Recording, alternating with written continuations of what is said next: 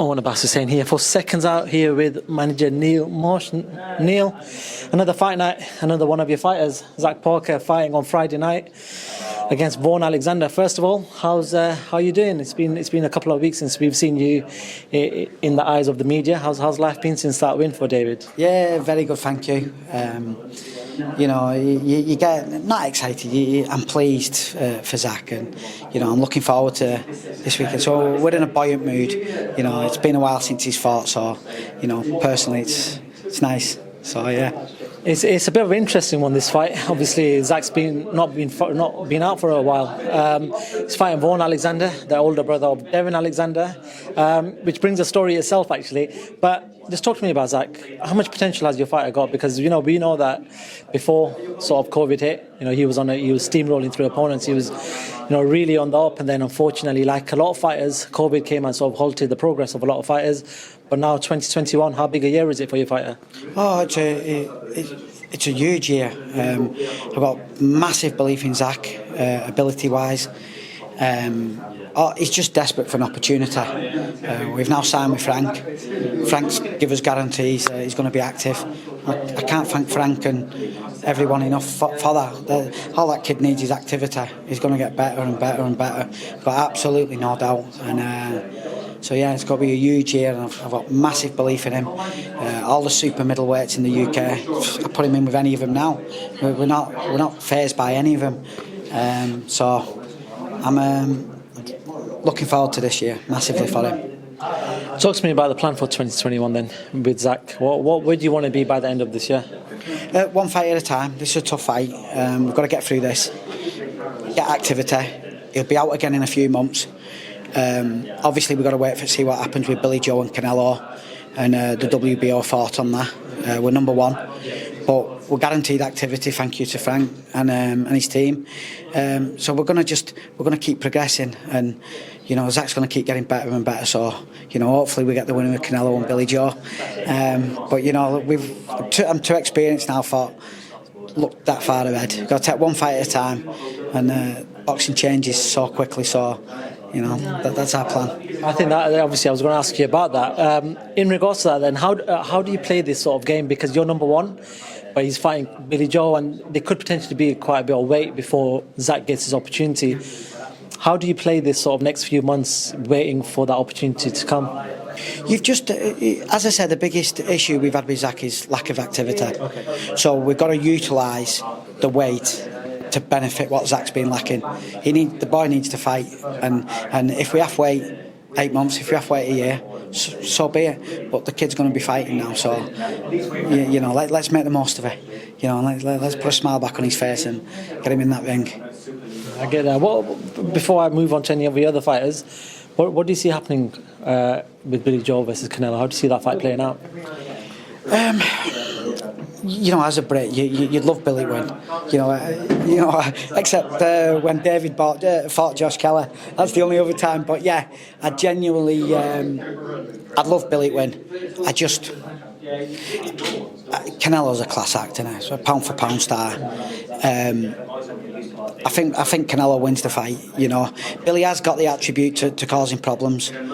He hasn't really been the most active himself. But I just think Canelo's a class act, so, you know, unfortunately I will back Canelo for the fight, you know, as much as... I won't back the fight, but I mean, if you're asking me to call on the fight, it's Canelo. Otherwise, you know, I hope Billy, like all of us, we'd love a British world champion out of that fight, but, you know, my gut says it's going to be Canelo. Let's talk about one of your other fighters, David Avanesyan. Just a couple of weeks ago for Josh Kelly, and stopped him. Just talk to me about David. It seems to be that he was fighting at world level, then he lost at world level, and then he sort of fought his European levels now. Now he's fought Josh. Is it just back to pushing him back to the world stage? Yeah, definitely. Some fighters respond differently to losses. Fortunately, David has responded in a really positive way. Not making excuses, there's reasons why we believe what could have been better in the losses to Peterson and Kowalskis. That's the past now. David's gone straight back to the drawing board like an hungry animal, and his results have spoke volumes. It's spoke more than I can ever say. So on the back of beating Kerman, twice and beating Josh Kelly convincingly. He deserves a world title shot. Whether we get one's another story. But the next move now, we want to make inroads into moving closer. You know, not stepping backwards, not stepping to the side. We want to make inroads on them 147 champions. Has there been any talks with any potential opponents for his next fight? Very briefly, Eddie's team's mentioned Yulushinov, which you know, we of course we'd fight Yulushinov, but you know, them fights are banana skins for a world level fighter. You know, David's as good as it, top 5 in all governing bodies. It's got to be worthwhile. You know, for me, it's got to be for a final eliminator. I don't know. I think he's only ranked with the IBF, Yulushinov.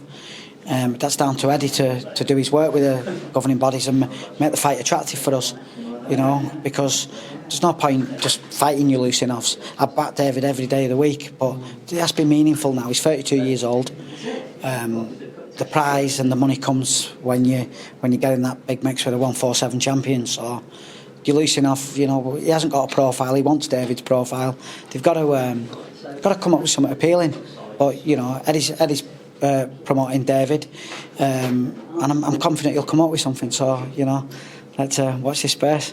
Yes, and I think a lot of fight fans will be watching that space. They'll be looking forward to David's next sort of fight and what his 2021 is going to be like. Talking about his opponent that lost on the night, Josh Kelly. You've seen a lot of fighters come and go. You know, a lot of fighters lose on the big stage. Do you feel like Josh Kelly can come back from this and, you know, become the fighter that Adam Booth and the rest of the team think that he can become? Yeah, there's no doubting that Josh is a tremendous talent. You know, I'm not one to advise any fighter that's not with me, but I made a big subject of his weight. He's I think he's a 154 fighter all day. You know, can he make a comeback and go on to big things? Look at David Avanesyan. If any fighter on the back of a loss needs inspiration, just look at David. So why can't Josh do it? Amateur-wise, he's got more pedigree than what David had. You know, he's a novice in relation in the pros. How old's Josh now? 26, is he? You know, he's a young guy. You know, he's got a long time on his hands. So, you know, I wish Josh well. A lot of bad blood between the camps. You know, respect is earned in the ring. That's the past. Business is business. You know, we wish him well, and you know, I genuinely believe Adam's a good coach. There's no doubting that. You know, and they know Josh better than we ever will. But I'd expect to see him move up to 154, and if he can perform like he did with David for 4 rounds over 12, he could beat anyone in the world. You know, it's just facts. But you know, there's more to boxing than 4 rounds. It's 12. So. Let's talk about one more of your fighters, Robbie Davis Jr. coming off a loss against, you know, on the night 2 Mexicans flew over and caused sort of upsets. Just talk to me about Robbie Davis after that fight. What was his mindset? When you guys spoke, what was he talking about? Yeah, Robbie's a pure winner. He doesn't take a defeat well. So he's regrouping now with his family. He's enjoying time with his new baby, quality time. I've had quite a lot of chats with him, spoke to him probably about 10 times since he takes losses, not the best, and it's our job to pick him up and get him back in there. He's such a talented individual. The fans love him. You know, I'm sure if you look at the viewing figures when he fights, everybody loves him. You know, he's dejected at the moment. He's down. You know, it's down to guys like me to pick that up, and you know, he'll be back. You know, and like going on to the Josh Kelly subject, why can't Robbie go and put 3 or 4 wins together? He's good enough. If you look at both his losses, he's lost 3 times. One of them he avenged to Cider Walker in a world-class performance. Louis Ritson, I thought he'd nicked it. Very, very close fight. And the Mexican was very, very close again by a point. It's not like he's been beat. You know, do you get what I'm saying?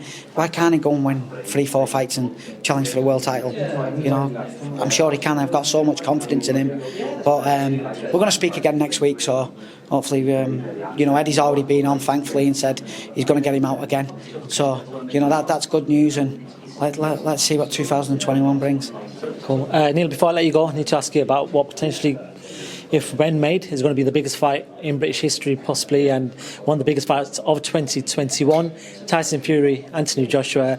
It seems like maybe we're there. There's a location that needs to be sort of set on. I think they've got about 3 weeks to make the decision on the location. But apart from all of that, who wins that fight? On fight night, when the two fighters step into the ring, all the belts on the line, wherever it is, who wins that fight? Tyson Fury, all day. He's an absolute class act.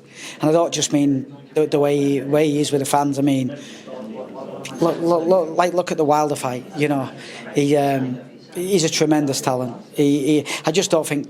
Joshua's a great fighter, but I just think Tyson's so difficult to beat. Tyson could run rings round most of them heavyweights in the world if he chooses to. And I think from little things I think Tyson's angry. I think he's annoyed with the politics on the Joshua side. Not that I'm party to any of that or anything, but I know people around Tyson, and he's got fire in his belly for doing a number on Joshua. And I really rate Tyson, and I think Tyson's the best heavyweight in the world. So Tyson Fury all day. Cool. Neil, I know you've got to go. I know your fighter was on the interview. He's actually just left the room. But it's a pleasure talking to yourself once again. And no doubt in the future we'll be speaking to you again about your fighters in the future, man. Take care, mate. Good luck, and for fans, enjoy watching Friday Night with Zach. Thank you very much for talking to Seconds Out, Neil Marsh. Thank you.